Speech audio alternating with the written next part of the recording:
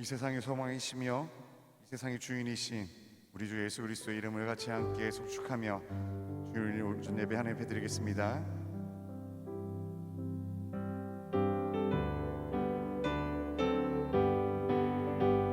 슬픈 마음 있는 사람 예수 이름 믿으면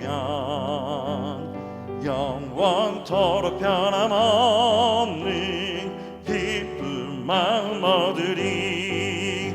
예수의 이름은 세상의 소망이요 예수의 이름은 천국의 기쁨이세. 거룩하신 주의 이름 너의 방패 삼아라. 환난 시험 당할 때에 주께 기도드려라.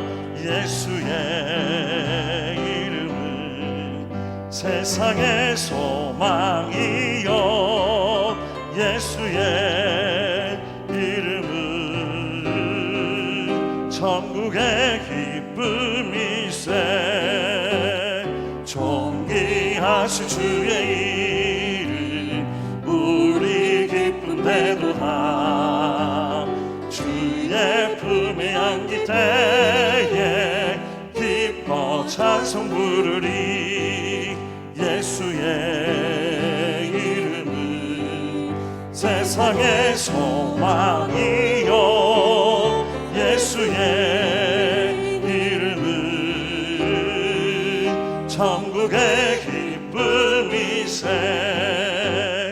우리 갈 길 아간 후에 보좌 앞에 나가 왕의 왕께 경배하며 멸류관이 드리리. 예수의 이름은 세상의 소망이요 예수의 이름은 천국의 길. 슬픈 마음 있는 사람 슬픈 마음 있는 사람 예수 그리스도의 그 이름을 믿으며 영원토록 변함이 없는 기쁨을 함께 만끽하게 될 것입니다. 거룩하신 주의 이름을 우리 같이 함께 방패 삼읍시다. 거룩하신 주의 이름 너의 방패 삼아라. 환난 시험 당할 때에 주께 기도. 예수의 이름은 예수의 이름은 세상의 소망이요 예수의 이름은 천국의 기쁨이세.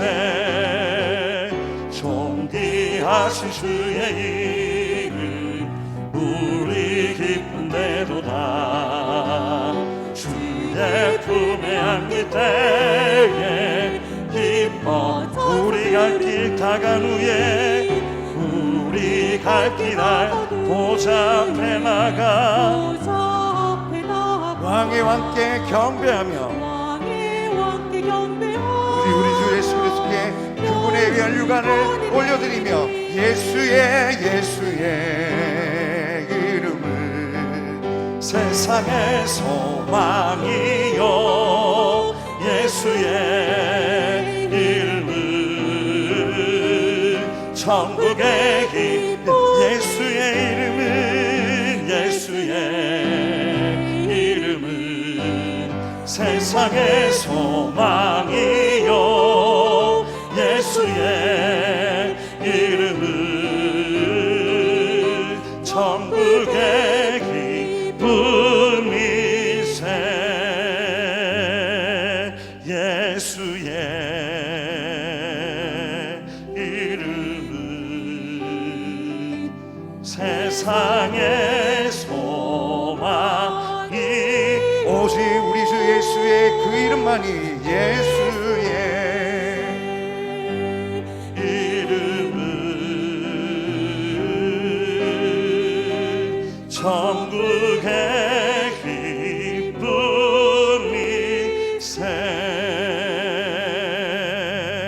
다 표현 못해도 나 표현하리라. 다 고백 못해도 나 고백하리라. 다 알 수 없어도 나아가리라. 다 닮지 못해도 나 닮아가리라. 다 표현 못해도 나 표현하리라. 다 고백 못해도 나 고백하리라. 다 닮을 수 없어도 나아가리라. 다 닮지 못해도 나 닮아가리라. 그 사랑 얼마나 아름다운지, 그 사랑 얼마나 날 부욕해 하는지, 그 사랑 얼마나 크고 놀라운지를, 그 사랑 얼마나 나를 감격하게 하는지. 다 표현 못해도 다 표현 못해도 나 표현하리라. 다 고백 못해도 나 고백하리라. 다 알 수 없어도 나아가리라. 다 닮지 못 나 닮아가리라. 다 닮아가리라. 그 사랑 얼마나 아름다운지, 그 사랑 얼마나 날 부욕해 하는지, 그 사랑 얼마나 크고 놀라운지를, 그 사랑 얼마나 나를 감격하게 그 사랑 얼마나 아름다운지, 그 사랑 얼마나 아름다운지, 그 사랑 얼마나 날 부욕해 하는지, 그 사랑 얼마나 크고 놀라운지를, 그 사랑 얼마나 나를 감격하게 지존하신 주의 그 이름 앞에, 지존하신 주님 이름 앞에 모두를 꿇고 다 경배, 거룩하신 주님 보좌 앞에 엎드려 절하. 예수는 그리스도, 예수는 그리스도,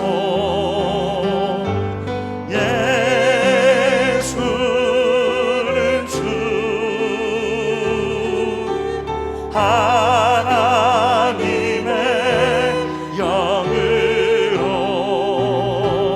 경배. 모든 소망의 신 주님의 이름이 예수 그리스도이십니다. 예수. 우리는 주 대신 그 이름 앞에 경배하며 영광과 존귀와 찬양을 흘려드리며 오늘 이 시간 주님 옆에 나가오니 하나님 영이신 하나님, 우리의 모든 예배와 경배를 홀로 받아 주시옵소서. 영으로 경배 드리리.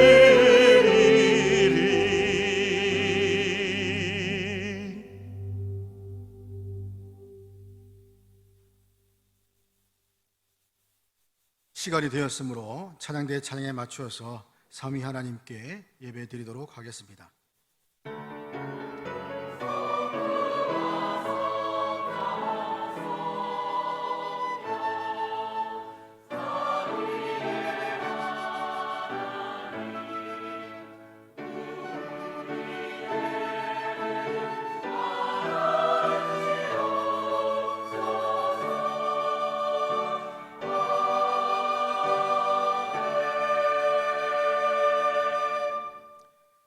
하나님은 영이시니 예배하는 자가 영과 진리로 예배할지니라. 우리의 참 소망이 되시며 능력의 아버지가 되시는 하나님께 감사드립니다. 한 주간 저희 삶을 지키시고 보호하시고 평강으로 인도하신 하나님을 찬양합니다. 이 예배의 시간 주님 앞에 부름받은 주의 백성들이 나왔습니다. 머리 숙인 주의 자녀들에게 한량없는 은혜를 주시고 하늘로부터 신령한 은혜와 복을 누리게 하옵소서. 저희에게 주시는 말씀을 듣고 아멘으로 화답하며 감사와 기쁨으로 살아가게 하여 주시옵소서. 성령 하나님께서 이 예배를 주관하셔서 저희의 예배가 영과 진리로 드리는 하나님이 받으시는 예배가 되게 하여 주시옵소서. 예배를 시작합니다. 마치는 시간까지 마귀가 저희의 마음과 생각에 틈타지 못하도록 지켜 주시옵소서. 교회 머리신 우리 주 예수 그리스도의 이름으로 기도드립니다. 아멘. 찬송가 8장입니다.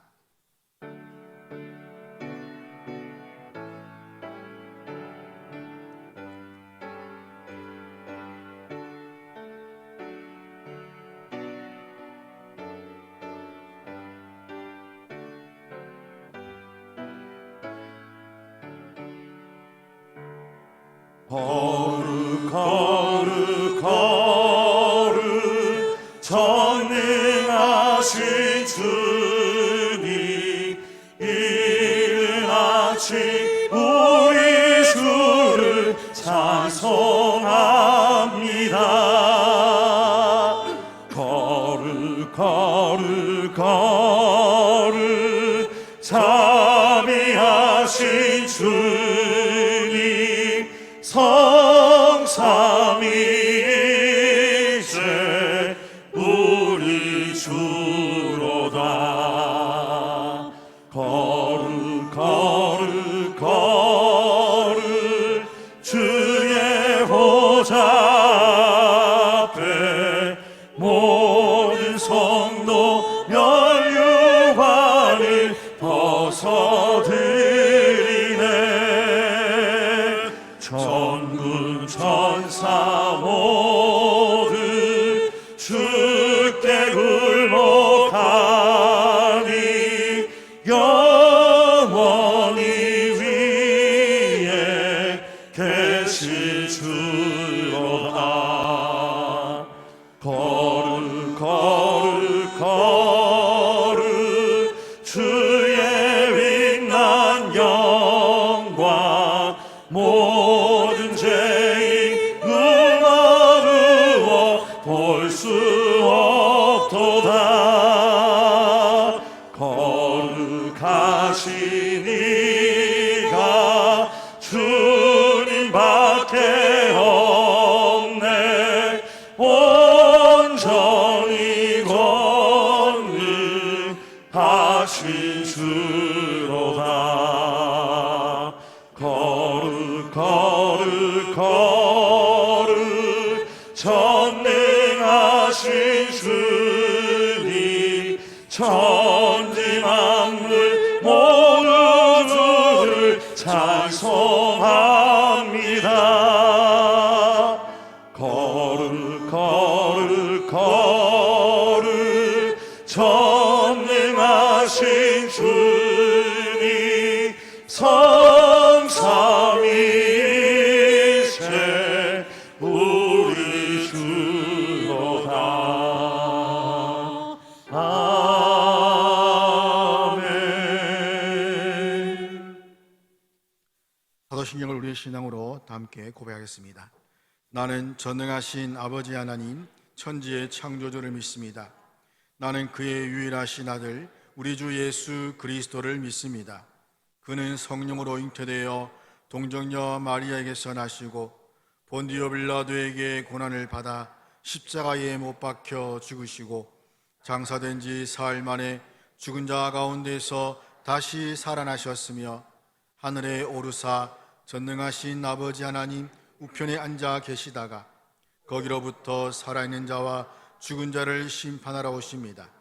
나는 성령을 믿으며 거룩한 공교회와 성도의 교제와 죄를 용서받는 것과 몸의 부활과 영생을 믿습니다. 아멘. 기도하겠습니다. 은혜와 자비가 풍성하신 아버지 하나님, 거룩한 주일 주의 자녀들이 한자리에 부름받아 주 앞에 예배하러 나왔습니다. 이 시간 주 앞에 나와 머리 숙인 주의 자녀들과 백성들 위해 하나님께서 은혜의 은혜를 더해 주시고 또한 말씀으로 우리에게 샘을 공급하여 주셔서 한 주간 주님 말씀 붙잡고 살아갈 수 있는 은혜와 능력을 더하여 주시옵소서. 저희는 여전히 부족하고 연약한 존재들입니다. 주님이 아니면 아무것도 할 수 없는 자들입니다. 이러한 저희들과 함께 하셔서 이 땅 가운데 정말 그리스도의 이름을 높이고 그리스도의 십자가를 증거하는 담대한 복음의 증인의 삶을 살아갈 수 있도록 은혜 베풀어 주시옵소서. 이 시간 말씀을 들을 때에 정말 하나님께서 우리의 10년 가운데 참된 은혜를 더해 주시사 이 말씀을 붙잡고 이 말씀으로 말미암아 우리의 심령이 깨어지게 하시고 성령께서 이 말씀을 통해서 우리의 삶에 또 우리 마음 가운데 있는 모든 죄악들을 정결케 하시고 깨끗하게 하여 주시옵소서.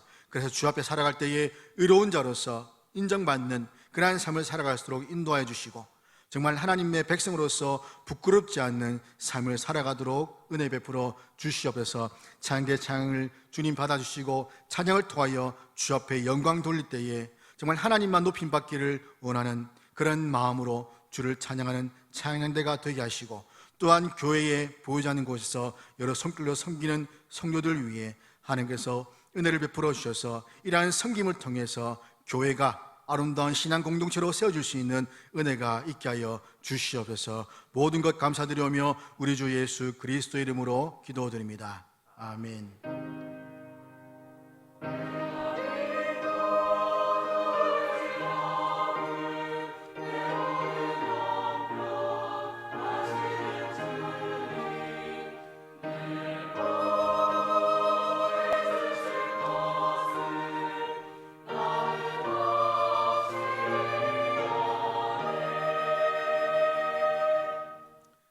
오늘 우리에게 주시는 하나님의 말씀은 시편 134편 1절부터 3절 말씀 그리고 에베소서 1장 3절 말씀입니다.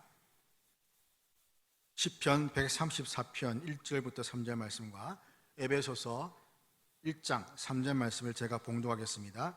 보라, 밤에 여호와의 성전에 서 있는 여호와의 모든 종들아, 여호와를 송축하라. 성소를 향하여 너희 손을 들고 여호와를 송축하라. 천지를 지으신 여호와께서 시온에서 내게 복을 주실지어다. 아멘. 에베소 1장 3절 말씀입니다. 찬송하리로다. 하나님 곧 우리 주 예수 그리스도의 아버지께서 그리스도 안에서 하늘에 속한 모든 신령한 복을 우리에게 주시되. 아멘. 임마누엘 찬양대에 찬양이 있겠습니다.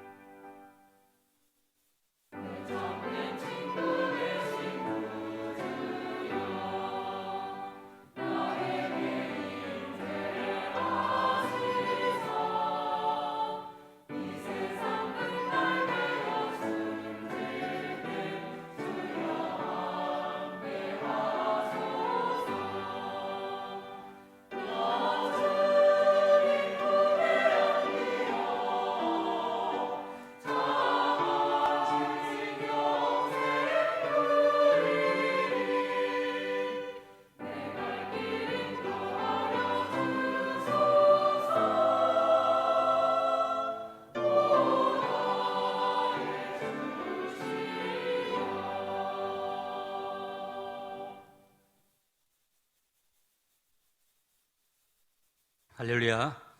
우리 찬양으로 우리가 찬양한 우리 찬양대가 찬양한 것처럼 우리 하나님의 또 영광과 하나님의 이름을 찬양합니다.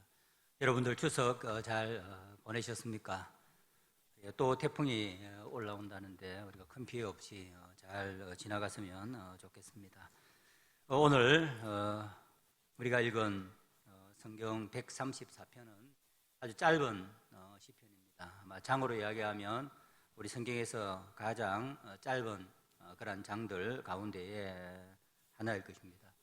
그런데 이 오늘 시편 134편은 우리에게 예배와 복과 관련된 중요한 그러한 영적인 진리를 우리에게 알려주고 있습니다. 그래서 이 말씀을 우리가 살펴보면서 하나님이 주시는 복, 그리고 또 하나님께서 우리에게 허락하신 예배와의 관계가 무엇인지 알고 올바른 예배를 드리고 또 올바른 복을 받는 그런 우리가 되기를 바랍니다. 오늘 이 시편을 보면 시편에는 제목이 붙어 있습니다. 여러분 성경을 한번 보시면 성전에 올라가는 노래라는 제목이 붙어 있습니다. 시편에 제목이 붙어 있는 것은 바로 그 목적을 나타내죠. 성전에 올라가는 노래라는 것은 우리 신약하고는 다르게 구약에서 성전에 다 모여서 함께 부르던 바로 찬양이 존을 알 것 같아. 우리 곡존을 알 수 없지만 그 시편이 134편이라는 것을 보여줍니다. 시편을 보면 120편에서부터 134편을 보면 전부 다 성전에 올라가는 노래라는 제목이 붙어 있습니다. 그런데 그 순서가 다 그냥 넣은 것이 아니라 다 순서가 있습니다. 120편은 처음에 예배를 드리러 가면서 부르는 노래고, 집을 떠나면서 부르는 노래고, 오늘 134편은 이제 예배를 다 드리고 성전에서 집으로 돌아올 때에 부르던 노래입니다. 그리고 그 중간중간에는 함께 예배를 드리면서 부르는 노래, 교제를 나누면서 부르는 노래, 그런 것들이 다 포함이 되어져 있습니다. 우리 시편 120편을 보면 어떻게 먼저 우리 시작을 하느냐 보면 1절에 보면 내가 환난 중에 여호와께 부르짖었다라고 그렇게 이야기를 하고, 또 우리 120편 5절 6절에는 또 이런 말씀도 있습니다. 우리 다 같이 한번 하나님의 말씀 읽어보겠습니다. 메색에 머물며 게달의 장막 중에 머무는 것이 내게 화로다. 내가 화평을 미워하는 자들과 함께 오래 거주하였도다. 옛날 우리 구약에는, 지금 우리가 매주 예배를 드리지만 구약에는 하나님께서 이스라엘 백성들에게 1년에 3번 성전에 올라와서 하나님께 예배를 드리라라고 그렇게 말씀을 하셨죠. 그러면 모든 마을에 있던 사람들이 다 모여서 하나님께 예배를 드리러 올라갔습니다. 우리가 잘 아는 첫 번째가 6월절이죠. 3월, 4월 정도 되는. 그리고 오순절, 우리나라 5월, 6월. 그리고 마지막 9월, 10월 되는 장막절이 있었습니다. 그래서 그 주간마다 다 사람들이 3, 4, 5 짝을 지어서 마을마다 사람들이 모여서 하나님께 예배를 드리러 올라갔습니다. 지금처럼 1시간 예배를 드리러 가는 것이 아니라 모이면 일주일, 열흘씩 함께 먹고 자면서 그곳에서 예배를 드린 것이죠. 다른 우상 숭배자들은 마을마다 다 신전을 세워놨는데 하나님은 그렇게 하지 말고 시온산에 성전이 있는 그곳에 한 곳만 법궤가 있는 곳에 성전을 세우라라고 그렇게 말씀하셨습니다. 바로 그곳에서 하나님이 모든 세상을 통치하시고 하나님의 자기의 백성을 통치하신다 하는 것을 보여주는 것이죠. 그래서 하나님이 이 구원받은 백성에게 말씀을 한 것입니다. 나에게로 나오라. 오늘 우리로 말하자면 예배의 초청이죠. 그러면 그 절기가 되어지면 모든 사람들이 먹을 것을 짊어지고 이제 성전을 향해서 올라갑니다. 포로기 이후에는 그냥 예루살렘 그 근방에만 살던, 유대에만 살던 사람이 아니라 포로 시대에는 사람들이 다 흩어졌죠. 우리가 사도행전을 보면 멀리는 로마, 바벨론, 아주 멀리 있던 사람들이 있었는데 그 사람들이 다 함께 모여서 하나님께 예배 드리러 올라왔습니다. 그래서 오순절날 보면 성령께서 강림하셨을 때 옷 왔던 사람들의 지명을 이렇게 보면 모든 로마 시대, 서쪽으로는 로마부터 시작해서 동쪽으로는 이란에 있는 그 하나님의 백성들이 다 와서 지금 오순절날 하나님 앞에 예배를 드리고 있는 모습을 볼 수가 있는 것이죠. 그때 올라가면서 첫 번째 부르는 노래가 뭐냐 하면 내가 하나님 앞에 내가 부러져졌다 하고 오늘 우리가 5절에 6절에 보면 메색과 메색에 머물며 계달의 장막 중에 머무는 것이 내게 화로다. 여기 메색과 계달이라는 표현은 메색이라는 말은 오늘날로 이야기하자면 그리스 쪽입니다. 그리고 계달이라고 하는 말은 아라비아, 그러니까 동쪽과 서쪽을 다 이야기하는 거죠. 이 표현을 썼다는 말은 뭐냐면 오늘 우리로 표현을 이야기하자면 불신자들과 함께 하나님을 모르는 그러한 사람들과 함께 사는 것이 우리에게는 화로다. 왜냐하면 그 사람들은 화평을 미워하는 자들, 하나님을 알지 못하니까 온갖 죄들 가운데에서 하나님의 백성들을 억압하고, 또 때로는 우리가 믿음이 연약해지면 불신자들 가운데에 믿음을 지키면서 살아가기가 쉽지가 않죠. 그래서 우리 마음 가운데에 그러한 고통이 생기게 되고 어려움이 생기게 되고 내가 하나님 앞에 이렇게 살아가 되겠는가 하는 그러한 생각이 드는 것이죠. 참 믿음의 사람들이 세상 가운데 살아가는 것은 쉽지가 않습니다. 저도 직장 생활을 하고 군대 생활을 해서 불신자들과 함께 믿음을 지키면서 살아간다는 것이 얼마나 어려운가 하는 것들을 여러 번 경험을 했습니다. 그런 가운데에 드디어 하나님께서 부르시는 것이죠. 그러면 335 짝을 모아서 찬양하며 나가는 것입니다. 이제 하나님, 우리가 그 세상 가운데에 화평을 모르는, 하나님을 모르는 그러한 사람들 가운데 살아가다가 이제 하나님이 부르셔서 하나님의 존전으로 나아갑니다. 그러면서 기쁜 찬양을 부리면서 나아가는 것이죠. 그것이 시편 120편입니다. 그리고 그 안에 우리가 보면 또 함께 모여서 부르는 찬송들이 많이 있죠. 그 가운데에 대표적인 것이 오늘 우리가 읽었던 134편 앞에 나오는 133편 말씀입니다. 혹 여러분 성경 가지고 있는 분은 바로 앞에 있으니까 찾기 쉽겠죠. 제가 한번 읽어보겠습니다. 보라, 형제가 연합하여 동감이 어찌 그리 선하고 아름다운고, 머리에 있는 보배로운 기름이 수염 곧 아론의 수염에 흘러서 그의 어깨까지 내림 같고, 헬몬의 이슬이 시온의 산들의 내림 같도다. 거기서 여호와께서 복을 명령하셨나니 곧 영생이로다. 굉장히 어려운 말 같지만 쉬운 말입니다. 함께 하나님의 백성들이 다 모여 있을 때에 그 교제에 나오는 기쁨이죠. 보라, 형제가 연합하여 동감이, 친목이 아니죠.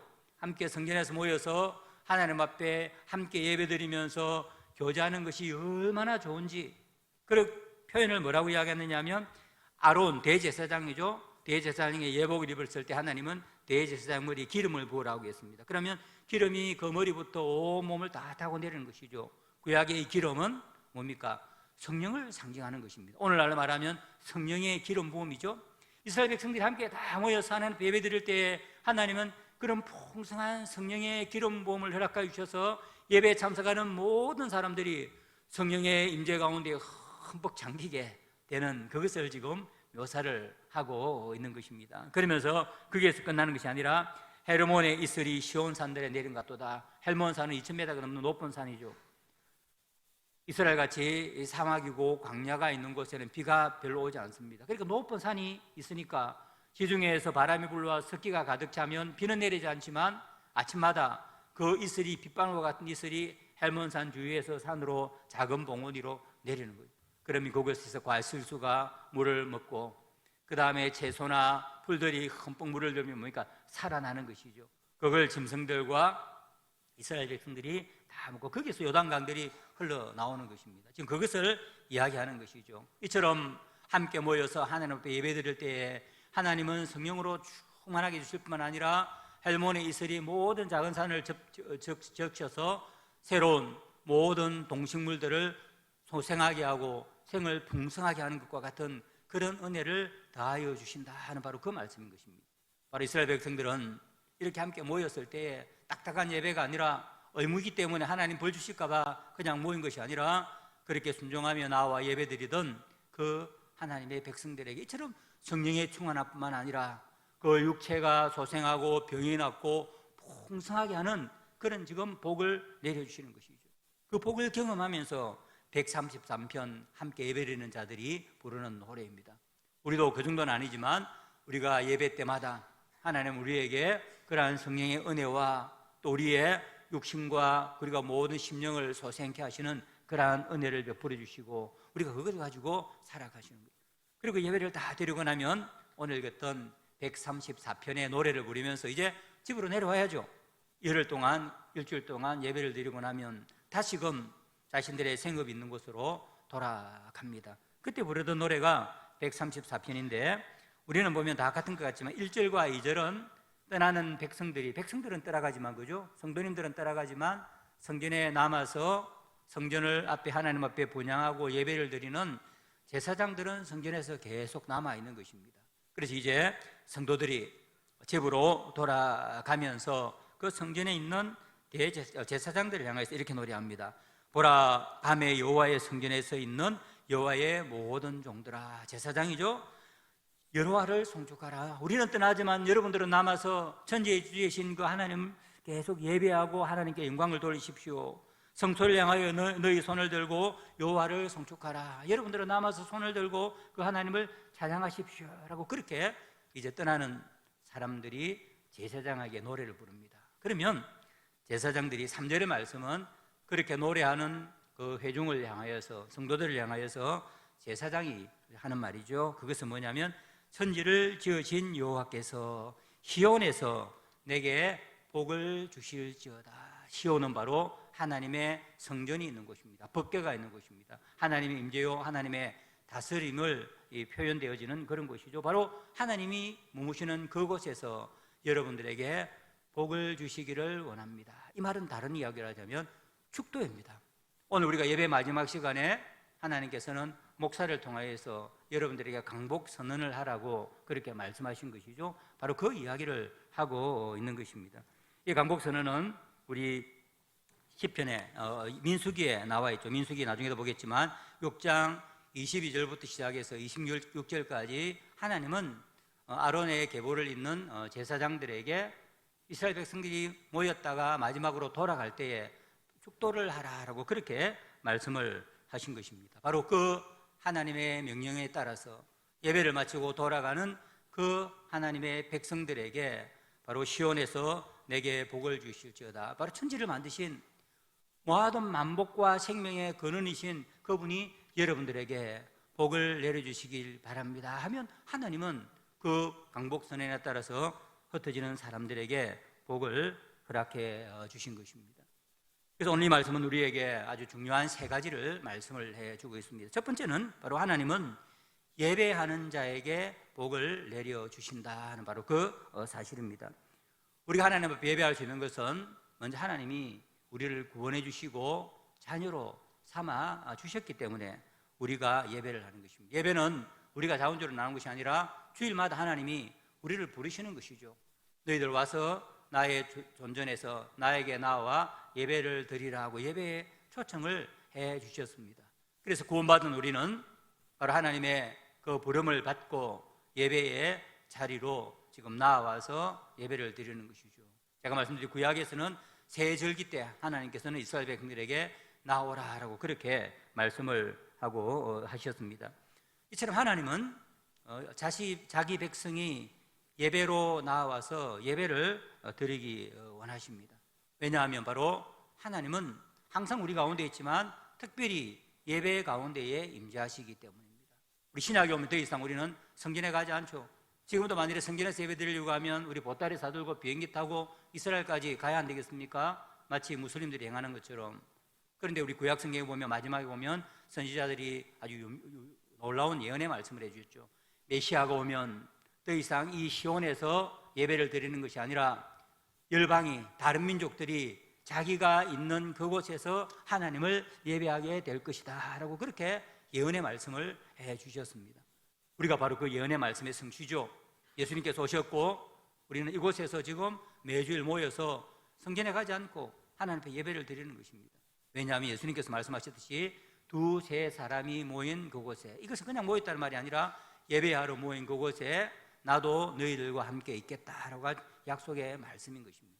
이처럼 우리가 하나님의 부름을 받아서 숫자가 얼마나 되든지 하나님의 예배하는 그 백성들이 모일 때에 바로 하나님은 거기에 임재하시고 그리고 그 예배를 받아 주신 것입니다. 하나님이처럼 우리를 부르신 것은 하나님이 임재하시면서 우리의 예배를 받으실 뿐만 아니라 바로 우리에게 풍성한 하나님의 복을 내려 주시기 위해서입니다. 하나님이 우리에게 약속하신 복, 예배하는 자들에게 약속하신 복이 뭐냐, 어디에 있냐면 우리가 잘 아는 민수기 6장에 나와 있죠. 우리 같이 한번 민수기에 있는 말씀을 같이 한번 또 읽어보겠습니다. 여호와께서 모세에게 말씀하여 이르시되 아론과 그의 아들들에게 말하여 이르기를 너희는 이스라엘 자손을 위하여 이렇게 축복하여 이르되 여호와는 내게 복을 주시고 너를 지키시기를 원하며 여호와는 그의 얼굴을 내게 비추사 은혜 베푸시기를 원하며 여호와는 그 얼굴을 내게로 향하여 드사 평강 주시기를 원하노라 할지라 하라. 그들은 이같이 내 이름으로 이스라엘 자손에게 축복할지니 내가 그들에게 복을 주리라. 하나님이 이렇게 약속하셨어요. 바로 아론의 제사장이라는 제사장이죠. 오늘 한 것처럼 아론의 계보를 잇는 그 제사장들이 이스라엘 백성들이 모일 때마다 복을 선언을 하라. 그러면 나중에 하나님께서 뭐라고 하면 그러면 내가 복을 주겠다라고 하나님께서 그렇게 약속을 하셨습니다. 이 복이라는 것은 세 가지로 있죠. 내가 너를 지키고 보호하는 것이죠. 온갖 병과 위험과 어려움이 가득한 이 험한 세상에서 하나님은 예배하는 자들에게 보호하시는 복을 주시겠다라고 이야기합니다. 그리고 그 얼굴을 빛을 비추사 은혜를 베푸시고, 얼굴 빛을 비춘다는 말도 옛날 표현이죠. 왕이 얼굴을 비춘다 하는 말은 호혜를 베푸는 것이죠. 그리고 하나님께서 보면서 얼굴을 감춘다 하는 말은 나는 너 안 쳐다본다, 너에게 아무런 상관도 없다는 그러한 표현입니다. 얼굴빛을 비춘다는 말은 뭐냐면 하나님이 살펴보시고 풍성한 은혜를 더해 주시겠다 하는 말입니다. 그리고 마지막에 보면 평강 주시기를, 평강이라는 말은 평화죠.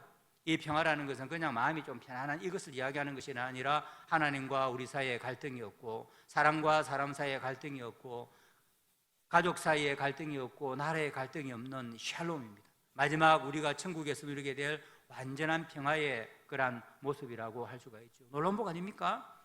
하나님은 예배하는 자들에게 이처럼 지켜주시고 얼굴을 비춰서 그의 삶이 풍성하게 해주시고, 그리고 우리 모든 사람들이 바라는 그러한 평화를 허락해 주시겠다라고 그렇게 말씀하셨습니다. 이것이 바로 모든 인류가 바라는 것 아닙니까? 오늘도 전쟁과 온갖 고통과 물가가 올라간다가 아우성이고 온 세상이 아우성입니다. 살아가는 모든 사람들은 바로 이 세 가지를 강구하는 것이죠.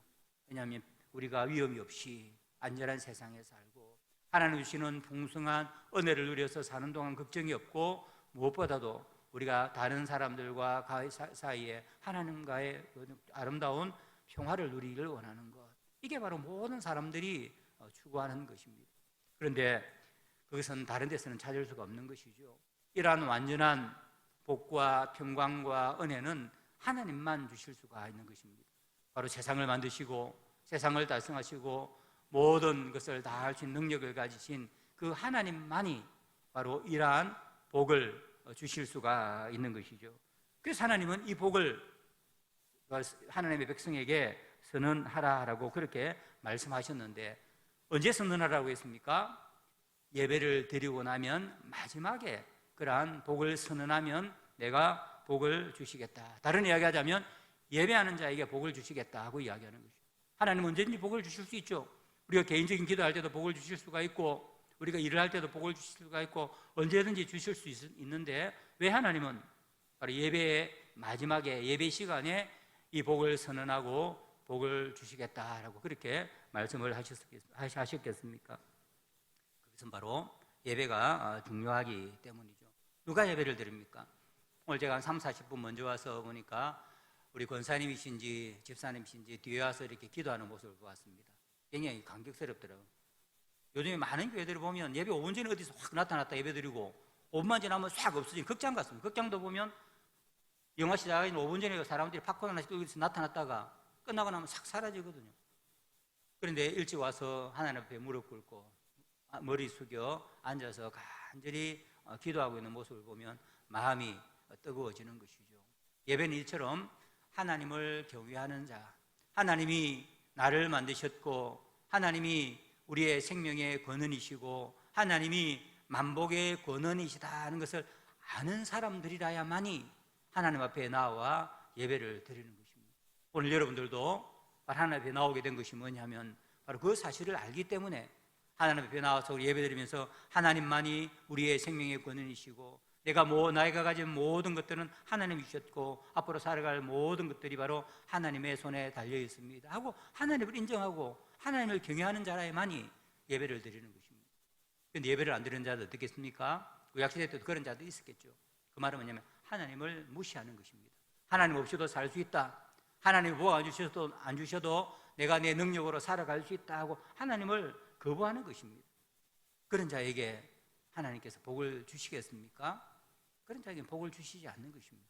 그래서 하나님은 바로 예배에 나오는 자, 하나님을 경외하고 하나님을 인정하고 예배 드리는 그 사람들에게 복을 선언하시고 이러한 복을 주신다라고 그렇게 약속을 하신 것입니다. 오늘 예배에 나온 여러분들은 정말 복된 자들입니다. 그 복을 우리가 눈에 볼 수 없지만 우리가 믿어야 하는 것이에요. 실제로 그렇습니다. 하나님이 우리에게 예배 나오는 우리에게 복을 선언하시고 우리에게 그러한 복을 허락해 주시는 것입니다. 그런데 어떤 사람들은 이렇게 이야기한 자들 있죠. 요즘 젊은 사람들 보면 이 빠져나가려고 이야기합니다. 예배만 드리면 다가 일주일에 한 번 예배 드리는 게 뭐 중요하냐? 로마서 12장 1절에 이야기하는 것처럼 너희 몸을 거룩한 산 제사로 드리라고 이야기하지 않느냐? 우리가 예배 드리는 것도 중요하지만 일상을 살아갈 때에 똑바로 살고 바로 살고 그리스도인으로서 바로 살아야 안 되겠냐? 그게 더 중요하다. 어떤 사람은 예배 잘 나오지 않아요. 물어보면 그런 이야기들을 많이 합니다. 흔히 우리 가난한 성도들 얘기하죠. 안 나가는 예배는 안 나가고 뒤에 있으면서 라디오나 뭐 인터넷 통해 가지고 예배 설교나 듣고 설교 듣는 게 예배 아닙니다. 그건 설교를 듣는 것이죠. 어떻게 하나님 앞에 와서 함께 찬양하고 머리 숙이고 흥금하고 하나님이 선포되는 말씀을 받고 하나님이 선언하시는 복을 받아야 그것이 예배이지 설교만 듣는다고 예배라고 할 수 있습니까? 그러면 사는 이야기가 거룩한 일상의 생활 가운데 예배가 중요하지 뭐 교회 예배하면 안 드리는 것이 그리 중요하지 그건 한 시간이고 나머지 우리가 다 살아가는데 하는 그런 주장을 하고 있습니다. 맞는 말 같죠? 그것도 중요합니다. 우리가 그리스도인으로서 직장에서 가정에서 하나님의 백성으로서 예배자로서 다른 사람을 섬기고 하나님을 섬기는 거룩한 삶을 사는 것도 중요하죠.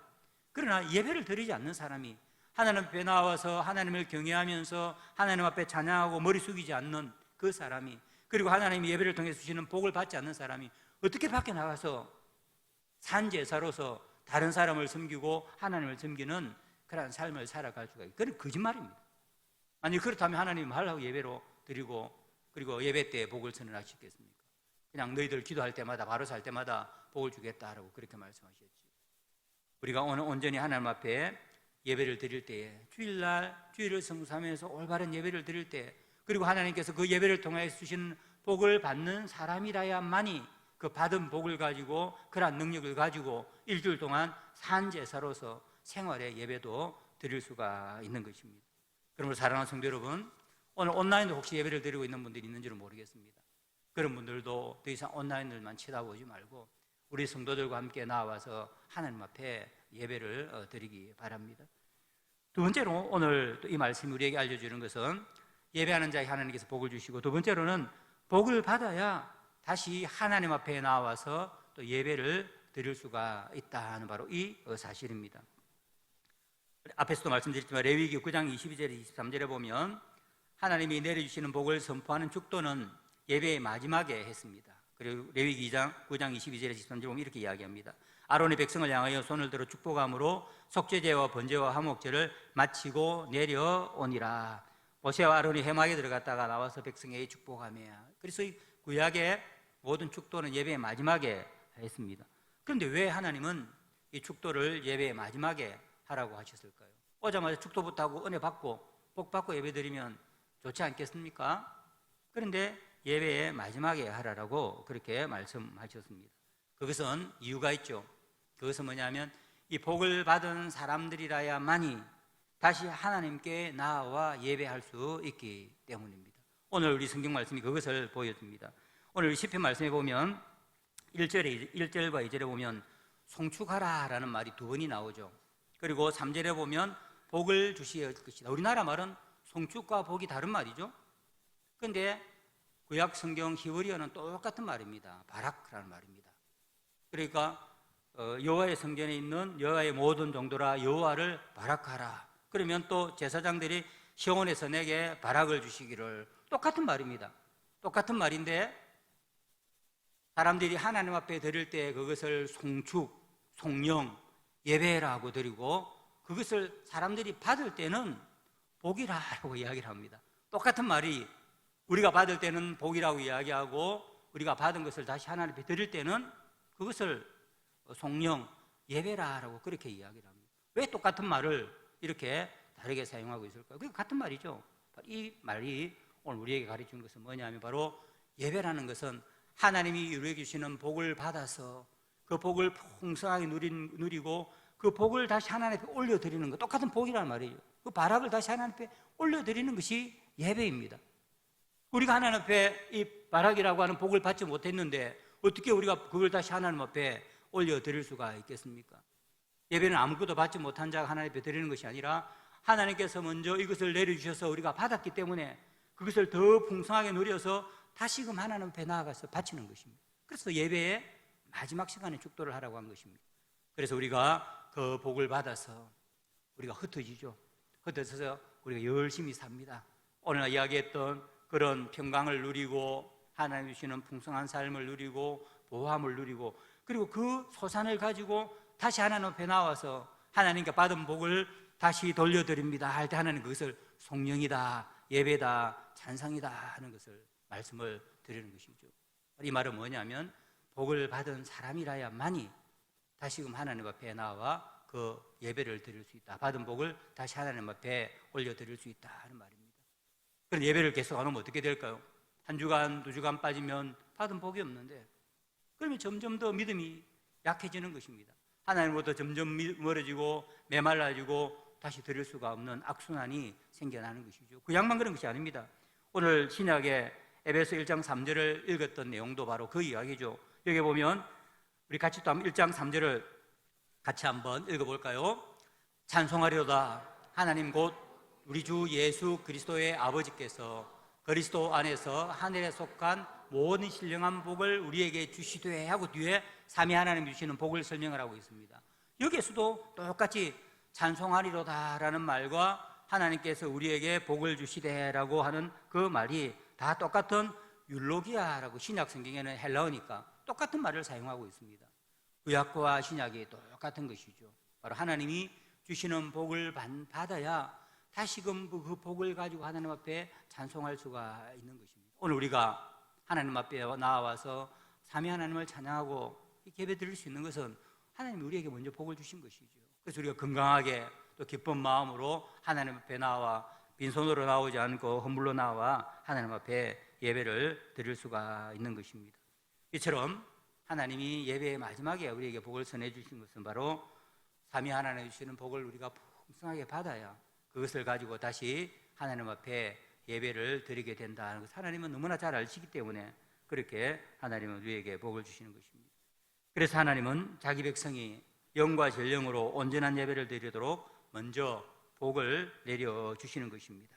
예배는 복을 받은 자들이 받은 복으로 나와서 드리는 것입니다. 예배를 통해 복을 받지 못하면 믿음이 식어버리고 하나님이 받으시고 기뻐하시는 영적이고 진정한 그러한 예배를 드릴 수가 없는 것입니다. 그래서 우리는 더 힘써 예배의 자리로 나와야 하는 것입니다. 세 번째로는 또 복을 받아야 예배 시간에 하나님이 내려주시는 복을 받아야 복의 전달자가 될 수가 있습니다. 또 우리가 축도는 마지막에 하는 이유가 뭡니까? 우리 보통 축도를 하고 나면 파송 찬양을 부르죠. 그럼 우리 성도님들이 세상으로 다 흩어지는 것입니다. 하나님이 이 마지막 예배의 마지막 시간에 복을 허가해 주신 것은 너희들이 이제 그 받은 복을 가지고 무엇입니까? 세상에 나아가 주위에 있는 사람들에게 이 복을 나누어 주라 하는 것입니다. 우리가 복을 받지 못하는데 어떻게 다른 사람들에게 복을 나누어 줄 수가 있겠습니까? 우리가 아무 복도 받지 못하고 바싹 마른데 어떻게 할 수가 있겠습니까? 그런데 하나님은 우리에게 복을 내려주시는 것이죠. 복을 주입해 주시는 것입니다. 하나님이 주시는 복은 얼마나 강력한지 그 복을 받은 사람은 세상에 나아가서 복을 나눠주지 않을 수가 없는 것이죠. 우리가 늘 경험하지 않습니까?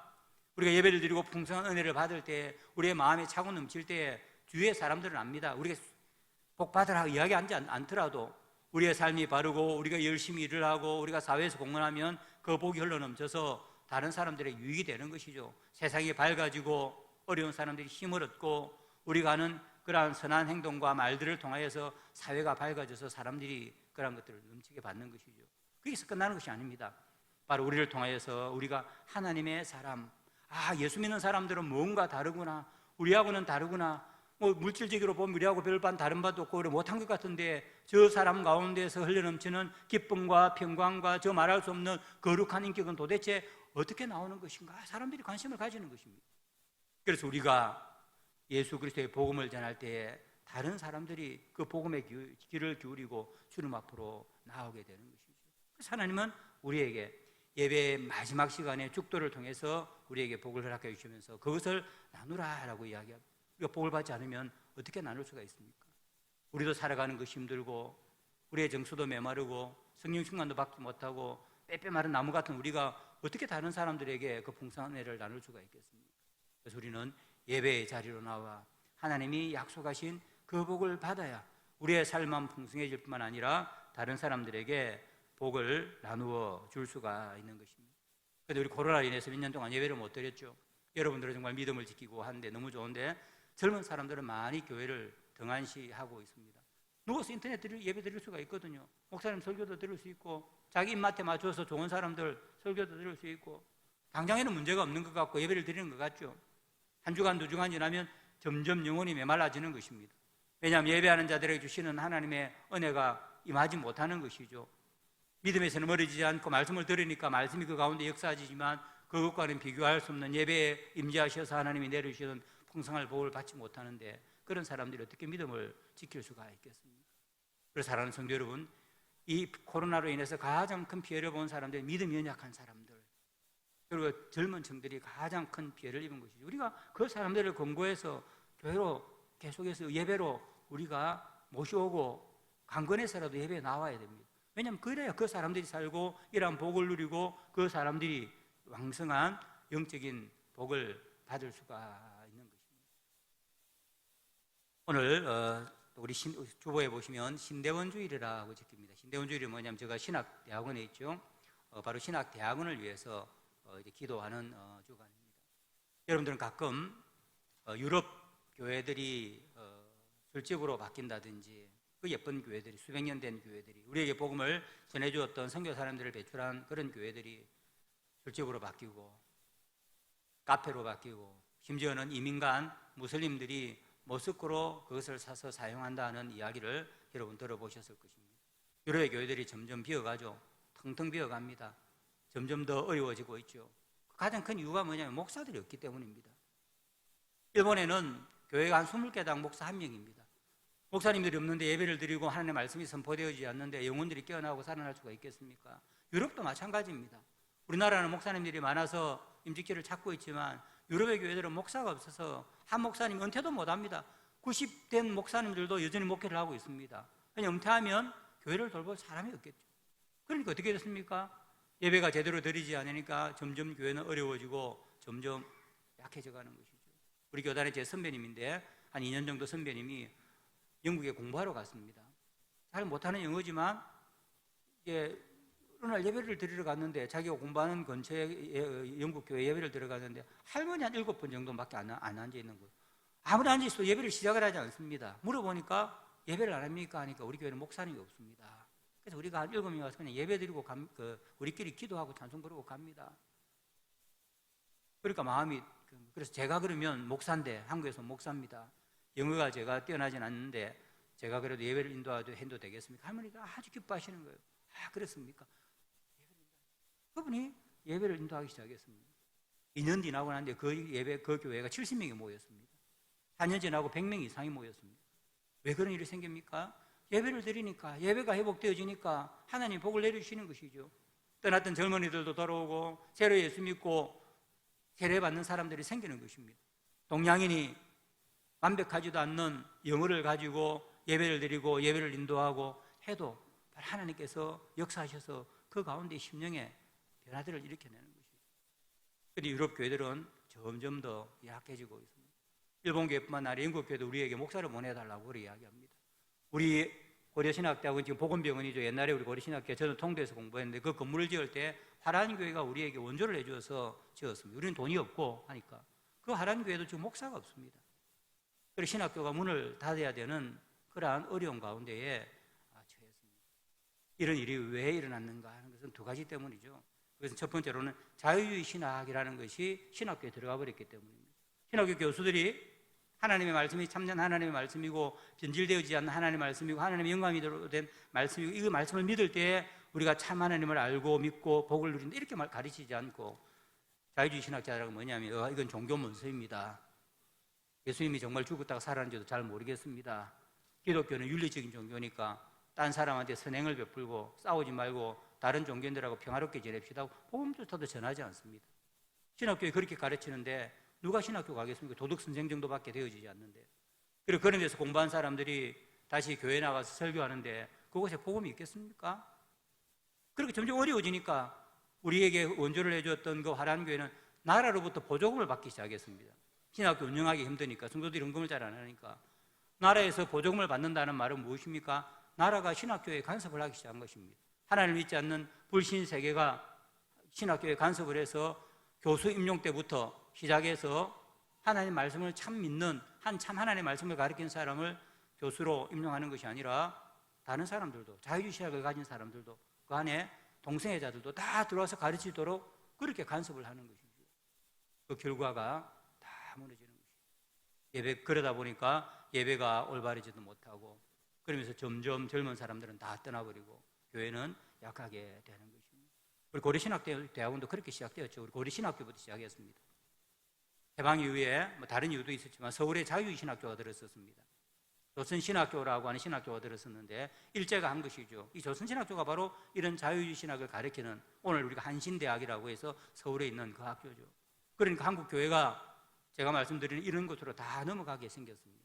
그래서 우리 신앙의 선배들은 감옥 가운데에서도 참 하나님의 말씀을 가르치는 그러한 말씀의 사역자들을 양육하는 학교를 세워야 되겠다. 그래서 우리가 학교를 세워서 오늘까지 오게 된 것입니다. 그러므로 사랑하는 성도 여러분, 예배가 없으면 하나님은 예배 우리를 부르시고 예배를 통해서 우리에게 복을 주십니다. 예배가 없으면 복도 없고요. 예배가 없으면 하나님의 능력이 왕성하게 일어나지도 않습니다.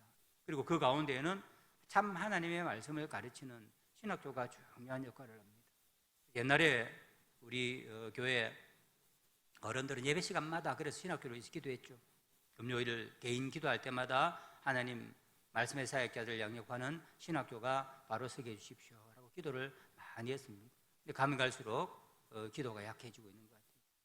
여러분들이 우리가 복을 받고 우리 다음 세대에도 계속 하나님의 풍성한 이 은혜와 복을 누려서 우리 민족을 복음하고 땅끝까지 복음을 전하는 이 일에 신학교 말씀의 사역자들 양성하는 신학교가 있다는 것을 알고 기도해 주시는 여러분들이 되기를 바랍니다.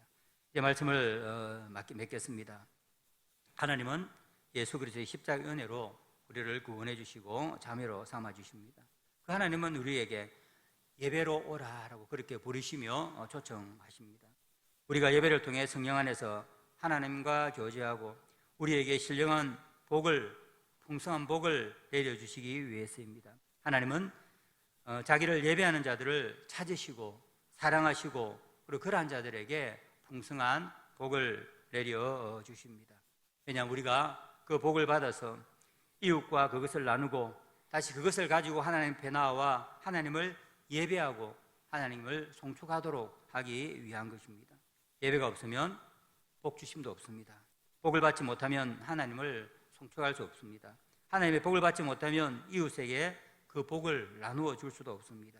그러므로 구원받아 하나님의 백성이 된 우리는 마음과 힘을 다해 하나님께 예배드리고 예배하는 자들에게 주시는 하나님의 복을 받아 누려야 합니다. 그래야 세상에 복을 나눠주고 복된 삶을 살고 하나님을 송축하며 예배하는 그런 복된 자로 살아갈 수가 있기 때문입니다. 오늘 하나님께서는 우리에게 이 말씀을 들려주셨습니다.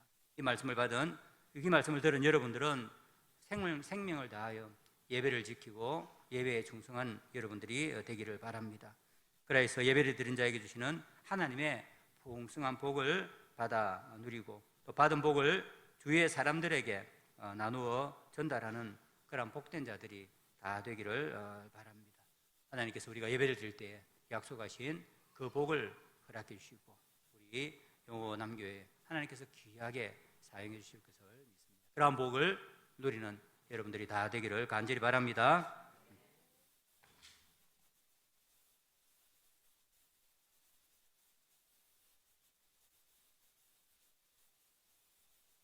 찬송가 75장입니다.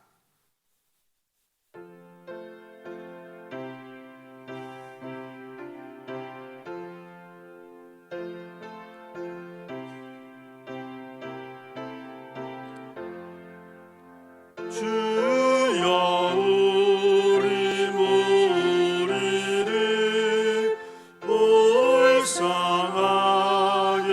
여기사 드신 복을 주시고 주의 얼굴 뵈소서.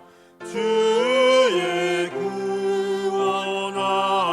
구원하심을 널리 알게 하시니 천하만국 백성들 주께 찬송합니다. 주가 다스리시고 빠른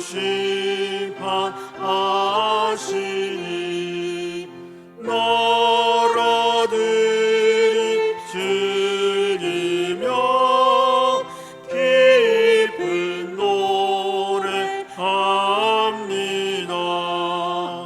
땅에 나는 모든 것 주의 크신 은혜니 모든 나라 백성들 주께 찬송합니다.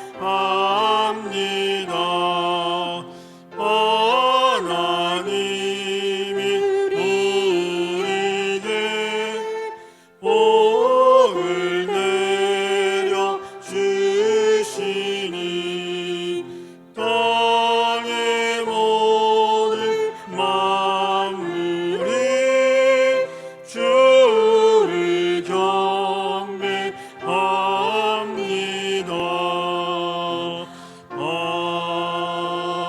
아멘. 광고 말씀 전하겠습니다.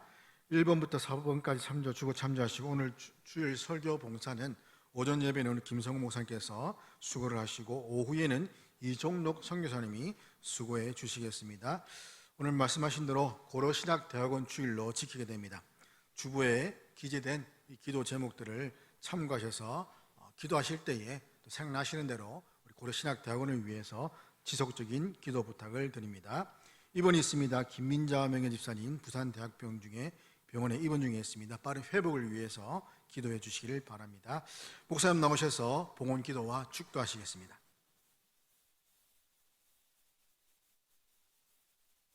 사랑과 은혜가 한량없으신 하나님 아버지 감사합니다. 우리를 백성으로 삼아주시고 예배할 때마다 우리 가운데에 임재하시며 우리에게 신령한 영적인 또 육적인 모든 복들을 허락해 주신 것 감사합니다. 그 받은 복을 가지고 우리 열심히 살면서 또 그 받은 복을 가지고 하나님 앞에 나와 하나님 앞에 예물로 드립니다. 11조 감사헌금, 성경헌금, 그리고 우리가 모든 하나님 앞에 드리는 이 예배를 헌금을 주님께서 받아주시고 하나님 우리에게 더 풍성한 은혜를 주셔서 더 좋은 것들로 하나님 앞에 나와 하나님께 드리는 그러한 복을 누리는 저희들 되게 하여 주시옵소서. 몸이 아픈 자들에게는 건강을 허락하여 주시고 사업이 어려운 자들에게는 사업이 열리게 하여 주시며 또 직업을 위해서 기도하고 있는 분들에게는 하나님께서 생업의 길도 열어주셔서 우리가 하나님의 백성임을 우리가 만방에 드러내며 그러한 풍성한 삶을 살아 하나님께 영광을 올려드리는 저희들 다 되게 하여 주시옵소서. 예수님의 이름으로 기도드리옵나이다.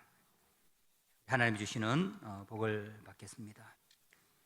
여호와는 내게 복을 주시고 너를 지키시기를 원하며 여호와는 그의 얼굴을 내게 비추사 은혜 베푸시기를 원하며 여호와는 그 얼굴을 내게로 향하여 드사 평강 주시기를 원하노라. 아멘.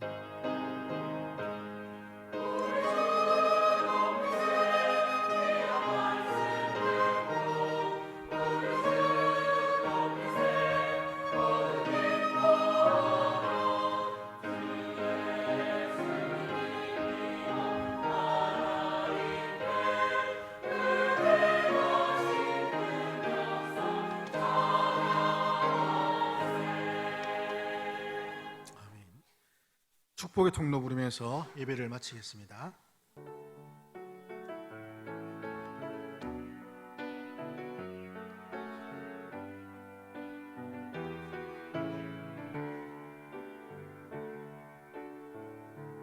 당신은 하나님의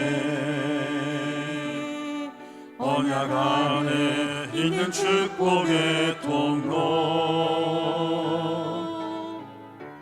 당신을 통하여서 열방이 주께 돌아오게 되니, 당신은 하나님의